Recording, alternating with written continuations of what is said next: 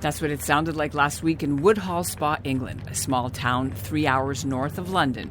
And you can hear a vintage Royal Air Force Lancaster bomber from the Second World War as it skimmed the treetops and flew low over the crowd to mark the 80th anniversary of one of the most daring Allied raids against Nazi Germany, known as the Dambusters Raid.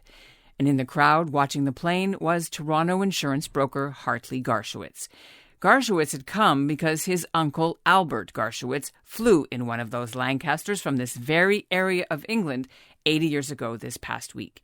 The RAF had picked 133 crack pilots and crew for the mission that would change the course of the war. For the first time, Allied air crews would take the fight deep into the heart of Nazi Germany, which was winning the war in those dark days of 1943. His uncle's plane took off after dark on the night of May 16th. The Lancaster crews had to fly across the English Channel, cross into German airspace over the heavily defended Ruhr Valley, then switch off their lights, descend to just 18 meters above the water of one of 3 German hydroelectric dams, drop their bombs, and all at over 200 miles an hour. Albert was the wireless operator, and his plane, just like all the Lancasters, carried a specially devised 9,000-pound explosive. It was nicknamed the bouncing bomb. The scientists who invented it just for this raid assured them it would bounce like a pebble 3 times on the water before sinking to the bottom of the dam and exploding. The plan was that the dams would then flood the factories in the area and slow the German war machine. 2 dams were destroyed. The third was not. But the mission was also very costly. More than a third of the dambusters didn't come back that night, including Albert Garshowitz. They were slightly off course, but they hit that hydro pylon. You take those for granted when you see them along the Finch Avenue corridor or the 407. But imagine a huge airplane skimming the ground at that level and at the height of the pylons. That's what they were doing. That's how they were flying. I'm Ellen Besner, and this is what Jewish Canada sounds like for Thursday, May 25th, 2023. Welcome to the CJN Daily, a podcast of the Canadian Jewish News, sponsored by Metropia.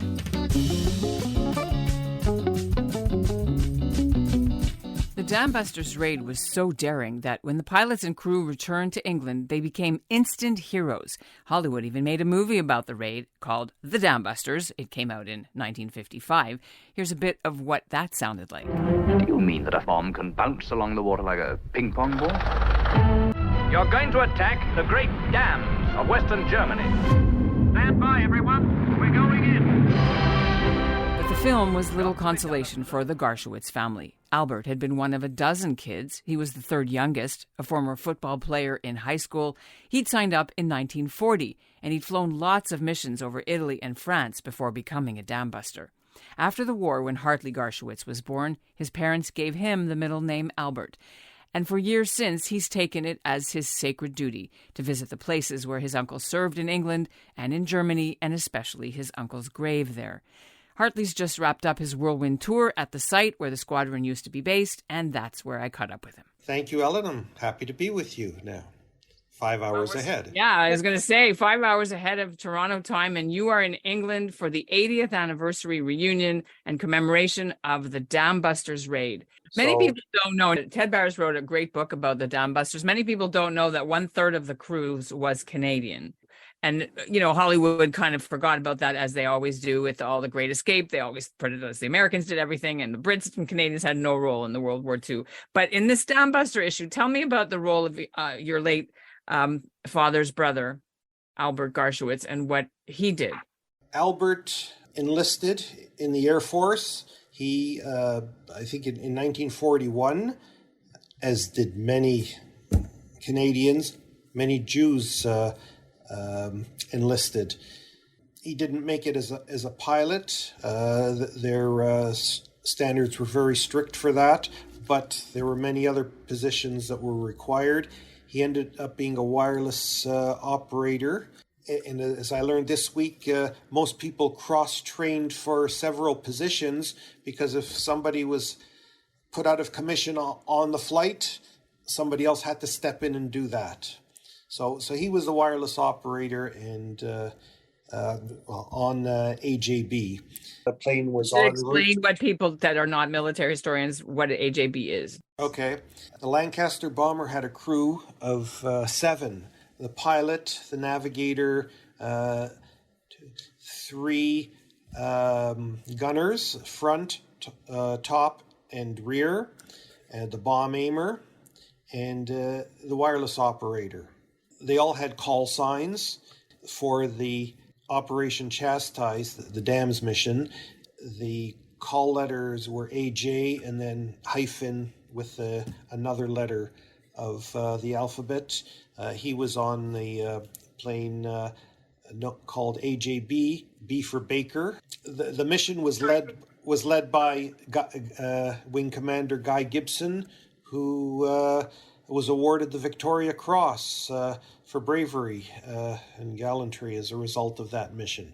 To get into the squadron, you had to be the creme de la creme. Why was it so challenging to fly the way they had to fly? That not everyone could do this. Tell us a little bit about the levels of the altitude. What this mission was about was to cause damage to the German infrastructure along the Ruhr Valley. And a scientist by the name of Barnes Wallis, who was an aircraft designer, calculated that it would cause major disruption to bomb the dams, the major dams in the Ruhr, and flood the infrastructure, and that would help the Allied cause. Right, because it would flood the factories that were making ammunition. That's right. And other things for the Nazis, right? That's right. Which, as it happened, used a lot of slave labor. Right, that was the collateral, which is a controversy. But in terms of the actual risks of the mission, so they had to fly from where in England, on what dates, and how low did they have to fly in order to avoid getting shot down by anti-air? At first, Barnes Wallis had calculated that they should be flying at 125 feet. And he devised a bouncing bomb by which a motor would rotate it in a backwards spinning position. It would skip along the water like a stone, touch the dam, and then sink, and then the depth charge would blow up, and the force of the explosion would cause a crack in the dam and cause it to burst. Through his calculation and many tests, they then determined that they had to drop the bomb from a height of 60 feet. There's numerous stories of the low-level flying that they practiced at for a month. First daytime low flying and then nighttime. In some cases, they were flying below the artillery batteries of the Germans, who couldn't aim their guns down at them. Some of the planes were hit by flak and crashed as a result. My uncle's plane was piloted by William Astle. It hit a hydropylon near a farm. It grazed the roof of the farm, and then it crashed in the field, and blew up as a result of the 6,000-pound bomb that they were carrying. So they hadn't dropped it yet. They didn't make it. They didn't make it to the dam. And what dam were they supposed to hit? There were 3 targets. There was the Mona Dam. My uncle was en route to the Mona Dam. It was breached. Another group went to the Eder Dam. That was breached by David Maltby's crew. And after those 2 were breached, because the planes were flying in procession, they were all taking their circular runs at the dams and making their attempts. Anyways, that from the Mona Dam, a huge flood occurred. There were 1,400 deaths as a result.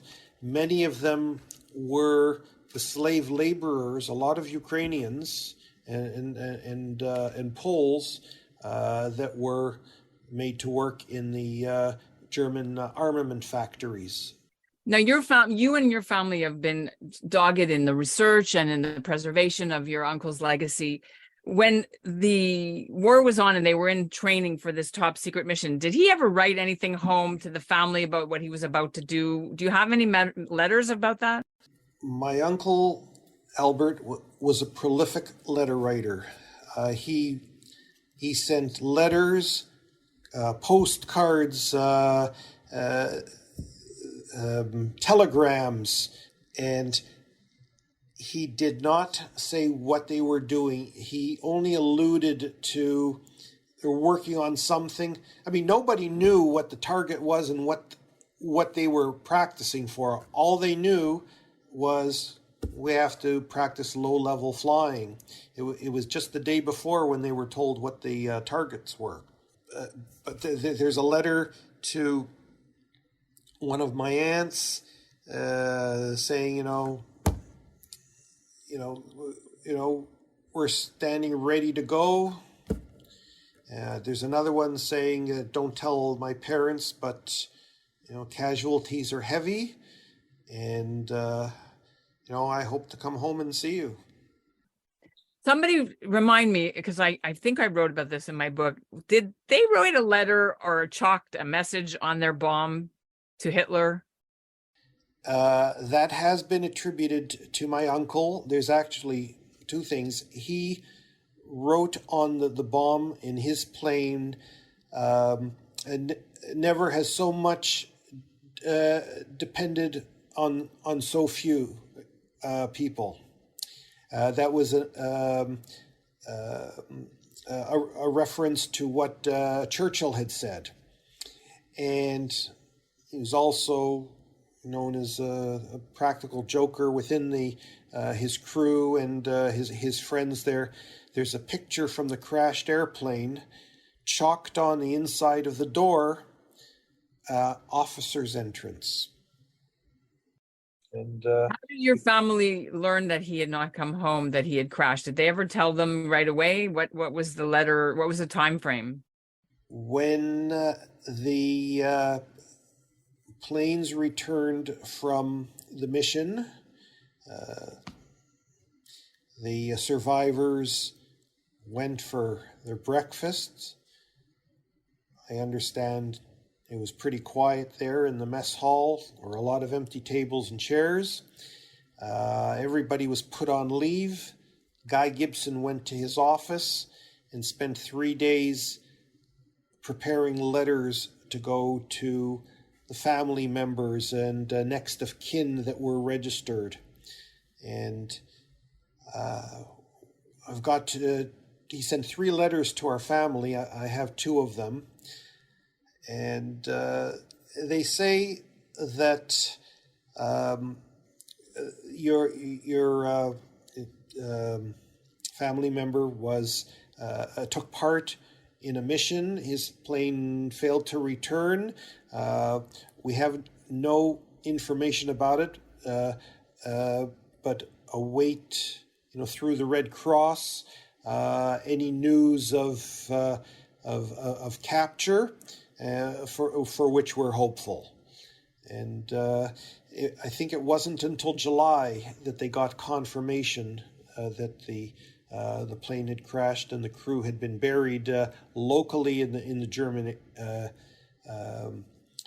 cemetery of Borken.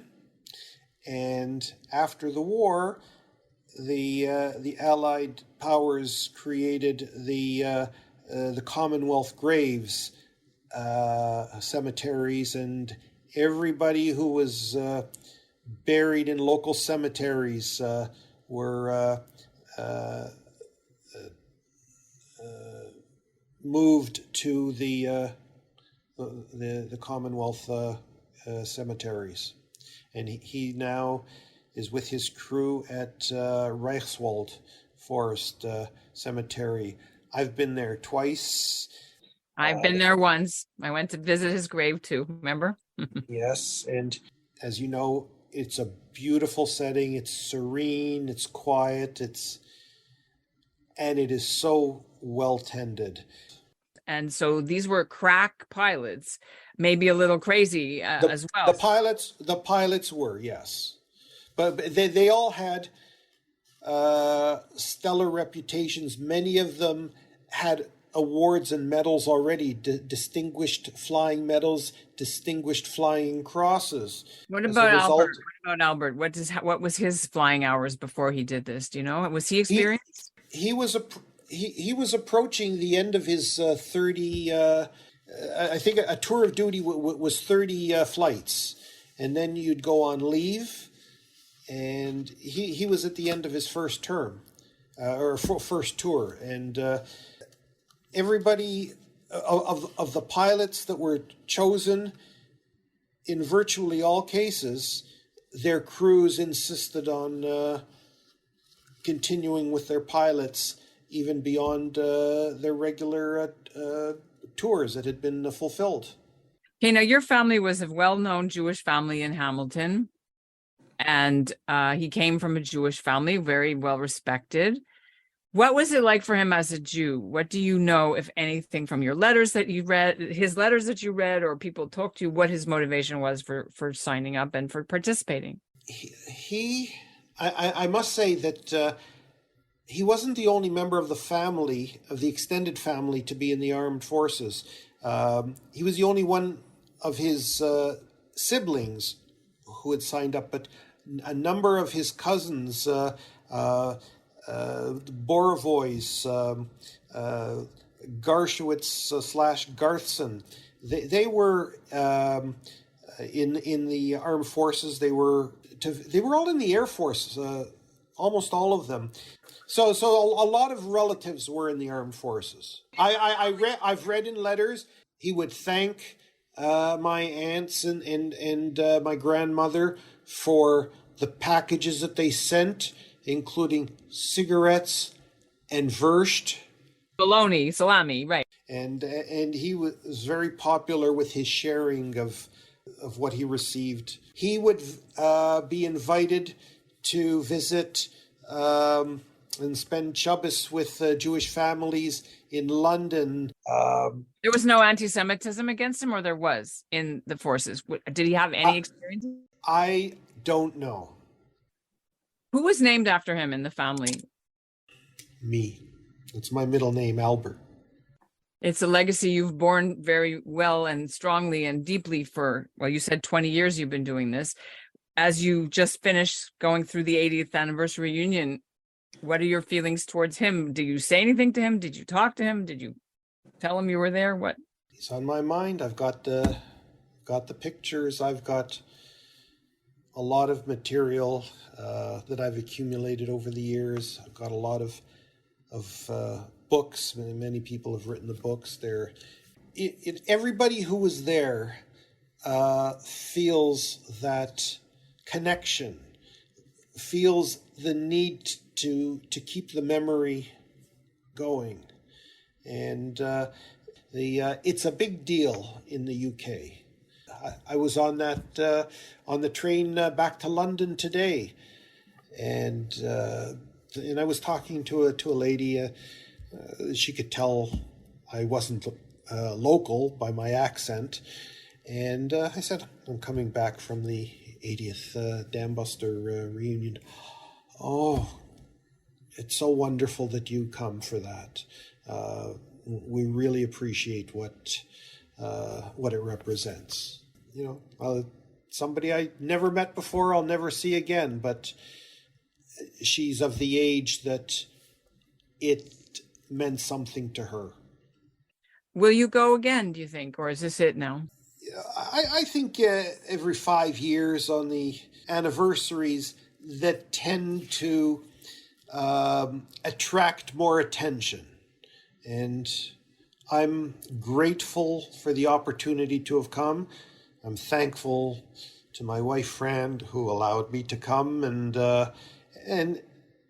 has supported my my interest to the extent that she does. And I'm thankful for this opportunity. One last thing. What did it do to the family? It was a large family. What did it do to your grandparents when he didn't come home? They were, to my understanding, they refused to accept it at first. I understand that it led to the deterioration of my grandmother's eyesight. She eventually went blind, Sarah Borovoy Garshowitz. My grandfather died in 1960 when I was 4 years old. I mean, my father was the youngest of 12, so there was a big age difference. A lot of people didn't accept it. You know, she was awarded the Silver Cross for, we have my uncle's medals. You know, a wife or a mother would get the Silver Cross from the British government or the Canadian government. I assure you she never wore the Silver Cross or did anything with that. It sat in a box. You have all this stuff now. Are you ever going to write a book, or what are you going to do with all this stuff? Well, from my standpoint, it's a project for retirement, and I'm not there yet. I'd like to do something with his letters. There's a lot of them. There's a lot of information. There are people that write books of, around the letters of people. You never know. We'll see. It's been an honor to speak to you and hear about your amazing trip. I'm sure it's still a bit overwhelming because you're still in it. And I really appreciate you taking the time late at night from your hotel to give us the update on a Canadian hero and the 80th anniversary of the Dambusters Raid. Hartley, thanks for being on the CJN Daily. Thank you for having me on. And that's what Jewish Canada sounds like for this episode of the CJN Daily, sponsored by Metropia, integrity, community, quality, and customer care. Today's listener shout-out goes to Maxwell Cates. He's a big Wayne and Schuster fan, and the Toronto man will be going to see that new stage play about the famous comedy duo that debuts tonight in Toronto. Now, I told you about this in an earlier podcast. I'm going to see it as well. Cates wanted to share his own memories of Wayne and Schuster with us, so we'll end with his voicemail to me. Have a happy Shavuot. We'll talk to you on Monday. Hi, Ellen. Thank you for inviting me to share my memories of Wayne and Schuster. I'm going to tell you a story that I did not tell you over the phone. It was from my lecture at the Canadian Baseball History Conference about baseball references in Wayne and Schuster. In the introduction, I talked about Shakespeare's influence on Wayne and Schuster, including the Macbeth murder mystery. Of course, you mustn't say that word, and the next frame showed a blank screen followed by the message, "Do not adjust your set, it's only the curse." Anyways, later on, I showed Shakespearean baseball to the crowd. Lo and behold, the video wouldn't start. I panned the audience and I said, "You see, the Macbeth curse lives on. And if it didn't, where's the sketch?" Bye for now.